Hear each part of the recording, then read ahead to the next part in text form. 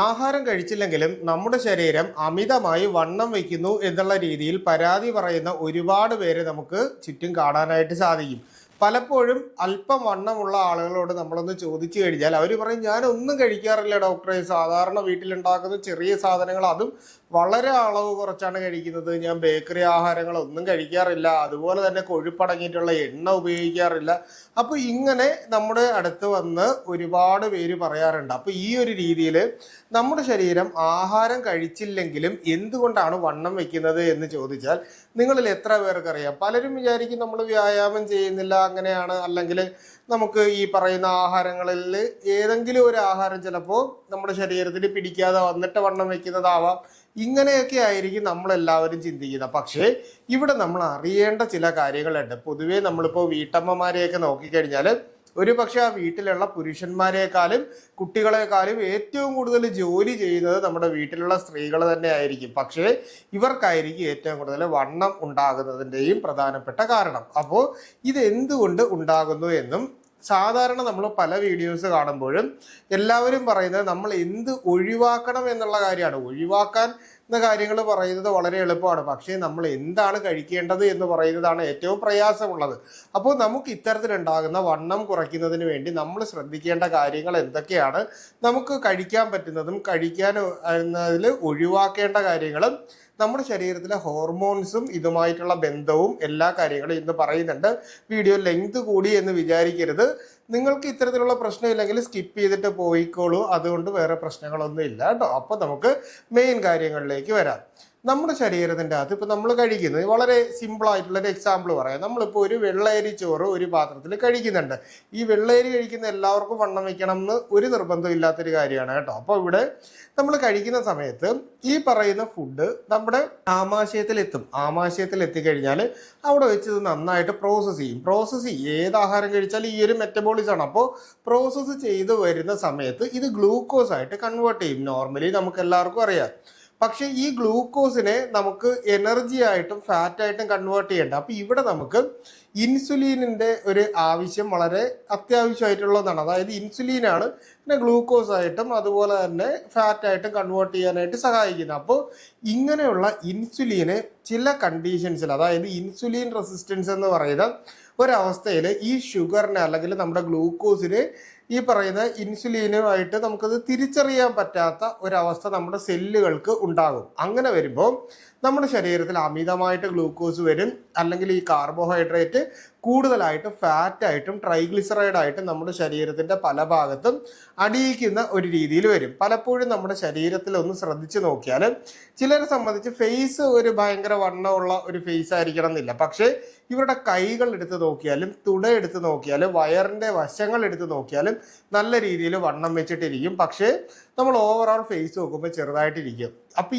ഇങ്ങനെ കാലുകളും അതുപോലെ തന്നെ അത്യാവശ്യം മെലിഞ്ഞിട്ടായിരിക്കും ഇരിക്കുന്നത്, വയറ് ചെറുതായിട്ട് തള്ളിയിരിക്കും. അപ്പോൾ ഈ ഒരു പ്രശ്നം ഉണ്ടാകുന്നതിൻ്റെ മെയിനായിട്ടുള്ള ഒരു കാരണം ഞാൻ ഈ പറഞ്ഞതാണ്.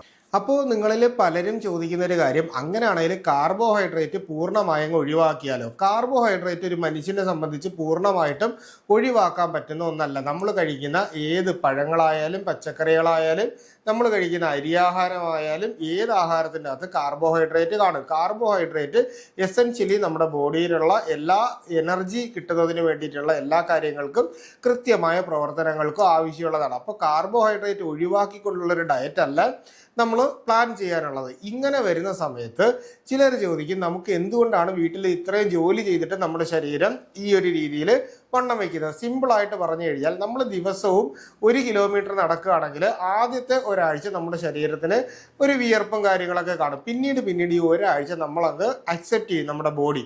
പിന്നീട് നമ്മൾ 1 കിലോമീറ്റർ കൂടുതൽ ഒരാഴ്ചയോ 2 ആഴ്ചയോ നടക്കുമ്പോൾ വീണ്ടും നമ്മൾ വിയർത്ത് തുടങ്ങുന്നതായിട്ട് കാണാൻ പറ്റും. അപ്പോൾ ഇവിടെ നമ്മൾ ചെയ്യാനുള്ളതും ഇതുപോലെയാണ്. നമ്മുടെ വീട്ടിൽ ജോലി ചെയ്യുന്ന വീട്ടമ്മമാരെ സംബന്ധിച്ച് ഇവർ ചെയ്യുന്ന ജോലി ഒരിക്കലും വ്യായാമമായിട്ടല്ല, ഇവരുടെ ഡേ ടു ഡേ ആക്ടിവിറ്റിയുടെ ഭാഗമായിട്ട് ശരീരം അങ്ങ് എടുത്തു തുടങ്ങും. തുടങ്ങും. അതുകൊണ്ട് തന്നെ എല്ലാ ദിവസവും 1 മണിക്കൂർ സമയം വ്യായാമത്തിന് വേണ്ടിയിട്ട് മാറ്റിവെക്കുക.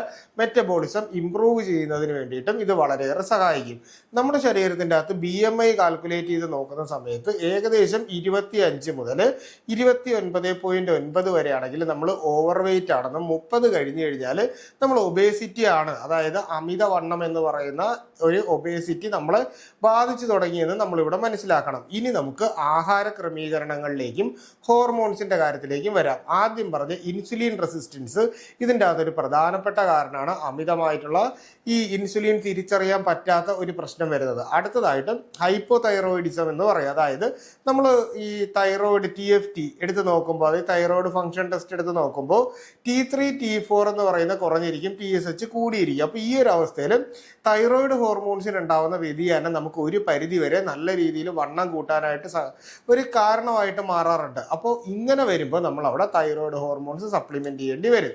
അടുത്തതായിട്ട് ഇൻസുലിൻ റെസിസ്റ്റൻസ് ഉണ്ടെങ്കിൽ അതിന് വേണ്ടിയിട്ടുള്ള ട്രീറ്റ്മെന്റുകളിലേക്ക് പോകണം. അമിതമായിട്ട് ടെൻഷൻ അടിച്ചു കഴിയുമ്പോൾ നമ്മുടെ ശരീരത്തിൻ്റെ അകത്ത് കോർട്ടിസോൾ ഹോർമോൺ കൂടാനും നമ്മുടെ ശരീരത്തിൻ്റെ അകത്ത് അമിതമായിട്ട് ആഹാരം കഴിച്ചതിന് ശേഷം വണ്ണം വയ്ക്കാനുള്ള ഒരു കാരണമായിട്ട് മാറും. ഈസ്ട്രജൻ, പ്രൊജസ്ട്രോൺ മുതലായിട്ടുള്ള ഹോർമോൺസിലുണ്ടാവുന്ന വേരിയേഷൻ പലപ്പോഴും നമുക്ക് ഇത്തരത്തിൽ അമിതവണ്ണം ഉണ്ടാക്കുന്നതിന് ഒരു കാരണമാകാറുണ്ട്. അതായത് ആർത്തവ വിരാമശേഷം നമുക്ക് ഈ പറയുന്ന രീതിയിലുള്ള പ്രശ്നങ്ങൾ വരാം. അതുപോലെ തന്നെ PCOS, അതായത് പോളിസിസ്റ്റിക് ഒവേറിയൻ സിൻഡ്രോം എന്ന് പറയുന്ന PCOS പോലുള്ള രോഗങ്ങൾ വരുന്ന സമയത്ത് നമുക്ക് ഇത്തരത്തിൽ അമിതമായിട്ട് വണ്ണം ഉണ്ടാകാം. ഇനി നമ്മൾ ഈ ഒരു സമയത്ത് ഒഴിവാക്കേണ്ട ആഹാരങ്ങൾ എന്തൊക്കെയാണെന്ന് പറയാം. അതായത് കൃത്യമായിട്ട് ഒരു സമയത്ത് തന്നെ നിങ്ങൾ ആഹാരം കഴിക്കാനുള്ള ഒരു രീതി കൊണ്ടുവരണം. അതായത് രാവിലെ, ഉച്ചയ്ക്ക്, വൈകുന്നേരം എന്തെങ്കിലും ലൈറ്റ് ആയിട്ടുള്ള എന്തെങ്കിലും നമുക്ക് കഴിക്കാം. അപ്പോൾ ഈ ഒരു രീതിയിൽ 3 നേരത്തെ ഭക്ഷണത്തിലേക്ക് ലിമിറ്റ് ചെയ്യുക. ഇടയ്ക്കിടയ്ക്ക് എന്തെങ്കിലും ആഹാരങ്ങൾ വീട്ടിൽ കയറി ഇറങ്ങി നടക്കുന്ന സമയത്ത് കാണുമ്പോൾ നമ്മളത് കഴിക്കാതിരിക്കുക എന്നുള്ളതാണ്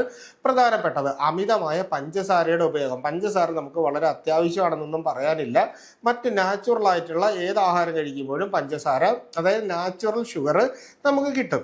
പിന്നീട് നമ്മൾ ഒഴിവാക്കാനുള്ളതെന്ന് പറഞ്ഞു കഴിഞ്ഞാൽ പഴവർഗ്ഗങ്ങളാണ്. പഴവർഗ്ഗങ്ങൾ നമുക്ക് കഴിക്കാം, പക്ഷേ അതിൻ്റെ അകത്ത് നമുക്ക് kiwi, avocado മുതലായിട്ടുള്ള fruits, orange, mosambi, അതുപോലെ തന്നെ മുന്തിരിയൊക്കെ കഴിക്കാം. പക്ഷേ നമ്മൾ കൂടുതലായിട്ട് മാങ്ങ, ചക്ക മുതലായിട്ടുള്ള ഫ്രൂട്ട്സ് നമ്മൾ കഴിക്കുകയാണെന്നുണ്ടെങ്കിൽ നമ്മുടെ ശരീരത്തിൽ ഹൈ കലോറി ഒറ്റയടിക്ക് നമ്മുടെ ശരീരത്തിൻ്റെ അകത്തേക്ക് കിട്ടാനും ഇത് നമ്മുടെ ശരീരത്തിൽ ഈ പറയുന്ന രീതിയിലുള്ള പ്രശ്നങ്ങൾ ഉണ്ടാക്കാനുമുള്ള സാധ്യത വർദ്ധിപ്പിക്കും.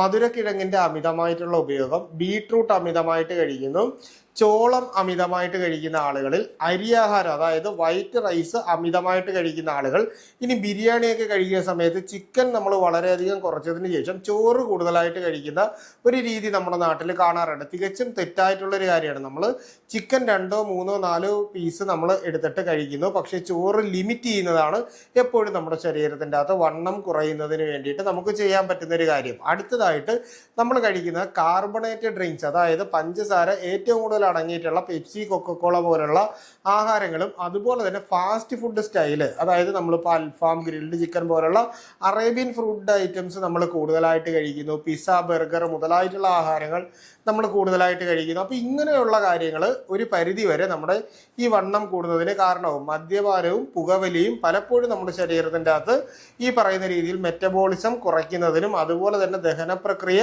കൃത്യമായിട്ട് നടക്കാതിരിക്കുന്നതിന് ഒരു കാരണമായതിനു ശേഷം പലപ്പോഴും നമുക്ക് അമിതമായിട്ട് വണ്ണം കൂടുന്നത് പോലെ കാണും. അപ്പോൾ പലരും ചോദിക്കും, നമുക്ക് വണ്ണം കുറയുന്നതിന് വേണ്ടിയിട്ട് എന്താണ് ചെയ്യാനുള്ളത്? കൃത്യമായിട്ട് ഒരു ദിവസം നമ്മൾ ഏകദേശം 1 മണിക്കൂർ സമയം നമ്മൾ വ്യായാമത്തിന് വേണ്ടിയിട്ട് മാറ്റിവെക്കുക. അതും ശരീരം നല്ല രീതിയിൽ വിയർക്കുന്ന രീതിയിലുള്ള വ്യായാമത്തിന് വേണ്ടി മാറ്റിവെക്കുക. ഫൈബർ കണ്ടന്റ് കൂടുതലായിട്ട് അടങ്ങിയിട്ടുള്ള ആഹാരം, അതായത് ഒരു 30 ഗ്രാം ഫൈബറെങ്കിലും നമ്മുടെ ശരീരത്തിൽ കിട്ടുന്ന രീതിയിലുള്ള ആഹാരങ്ങൾ കഴിക്കുക. പ്രോട്ടീൻ കണ്ടന്റ് കൂടുതലായിട്ടുള്ള നമുക്കിപ്പോൾ പയറുവർഗ്ഗങ്ങളൊക്കെ കഴിക്കുന്നതും ഇറച്ചിയും മീനും ഒക്കെ കറി വെച്ചിട്ട് നമ്മൾ കഴിക്കുന്നതും, അതുപോലെ തന്നെ നമുക്ക് അത്യാവശ്യം ചിയാ സീഡ്, ഫ്ലാക്സ് സീഡ് പോലെ omega-3 ഫാറ്റി ആസിഡ് ശരീരത്തിൽ കിട്ടുന്ന രീതിയിലുള്ള ആഹാരങ്ങളും ഒക്കെ നമുക്ക് കഴിക്കാനായിട്ട് സാധിക്കുന്നതാണ്. ഇനി അടുത്തതായിട്ട് നമ്മുടെ കുടലിൻ്റെ അകത്ത് എപ്പോഴും പ്രോബയോട്ടിക്കുകൾ വളരെ അത്യാവശ്യമാണ്. അതായത് വയറിൻ്റെ ആരോഗ്യം മെച്ചപ്പെടുത്തുന്നതിന് വേണ്ടിയിട്ട് നമ്മൾ പലപ്പോഴും കഴിക്കുന്ന ആഹാരങ്ങളിൽ ഹെൽത്തി അല്ലാത്ത ആഹാരങ്ങൾ ഉണ്ട് എങ്കിൽ നമ്മുടെ വയറിൻ്റെ അകത്തുള്ള ചീത്ത ബാക്ടീരിയകളും നല്ല ബാക്ടീരിയകളും ഉണ്ട്. അതിൽ നല്ല ബാക്ടീരിയകൾ കേടായി പോകുന്ന അല്ലെങ്കിൽ നശിച്ചു പോവുകയും ചീത്ത ബാക്ടീരിയ കൂടുന്നതിനുമായിട്ടുള്ള ഒരു ടെൻഡൻസി വരും. അപ്പോൾ ഇവിടെ പ്രോബയോട്ടിക്കുകൾ ആയിട്ടുള്ള തൈര് കഴിക്കുന്നതും അച്ചാറ് പോലുള്ള ആഹാരങ്ങൾ കഴിക്കുന്നതും ഉപ്പിലിട്ട ആഹാരങ്ങൾ കഴിക്കുന്നതും യോഗേർട്ട് കഴിക്കുന്നതും ഒക്കെ എപ്പോഴും നമ്മുടെ ഈ പറയുന്ന ബാക്ടീരിയൽ ഗ്രോത്ത് പ്രോപ്പറായിട്ട് നിർത്തുന്നതിന് വേണ്ടിയിട്ട് സഹായിക്കുന്നുണ്ട്. വെള്ളം നമ്മൾ ദിവസവും 3 ലിറ്റർ വെള്ളമെങ്കിലും നമ്മൾ കുടിക്കുക. അതുപോലെ തന്നെ കഴിക്കുന്ന കാർബോഹൈഡ്രേറ്റ് അടങ്ങിയിട്ടുള്ള ആഹാരത്തോടൊപ്പം നമ്മൾ കഴിക്കാനുള്ളത് എപ്പോഴും വെജിറ്റബിൾസ് അരിഞ്ഞിട്ട് ഒരു സാലഡ് പോലെ കഴിക്കുകയാണെങ്കിൽ കാർബോഹൈഡ്രേറ്റിൻ്റെ അളവ് നമുക്ക് കുറയ്ക്കാനും അതിനോടൊപ്പം തന്നെ നമുക്ക് നല്ല രീതിയിൽ ഫൈബർ കിട്ടാനും മലശോധനയും മറ്റ് പ്രശ്നങ്ങളൊക്കെ മാറുന്നതിനുമൊക്കെ നല്ല രീതിയിൽ സഹായിക്കും. അപ്പോൾ ഈ പറഞ്ഞ കാര്യങ്ങൾ മനസ്സിൽ വെച്ചുകൊണ്ട് കൃത്യമായിട്ടുള്ള ഒരു പരിശോധന നമ്മുടെ ഒരു ജനറൽ ബോഡി ചെക്കപ്പ് ചെയ്തതിന് ശേഷം ഇത്തരത്തിൽ ഡയറ്റിൽ ഒരു ക്രമീകരണവും വ്യായാമവും കൊണ്ടുവന്നു കഴിഞ്ഞാൽ തന്നെ നമുക്ക് ആഹാരം കഴിച്ചുകൊണ്ട് തന്നെ നമ്മുടെ വണ്ണം കുറയ്ക്കാനായിട്ട് സാധിക്കും എന്ന് പറഞ്ഞുകൊണ്ട് ഇന്നത്തെ എപ്പിസോഡ് നിർത്തുകയാണ്. ഈ വിഷയവുമായി ബന്ധപ്പെട്ട് എന്തെങ്കിലും സംശയങ്ങളുണ്ടെങ്കിൽ തീർച്ചയായിട്ടും നിങ്ങളത് കമൻ്റായിട്ട് ചോദിക്കുക. കൃത്യമായിട്ടുള്ള റിപ്ലൈ നിങ്ങൾക്ക് കിട്ടുന്നതായിരിക്കും. അപ്പോൾ ഇത്തരത്തിലുള്ള പുതിയ പുതിയ അറിവുകളായിട്ട് നമുക്ക് വീണ്ടും മറ്റൊരു അവസരത്തിൽ കണ്ടുമുട്ടാം. അതുവരെ എല്ലാവർക്കും ഗുഡ് ബൈ.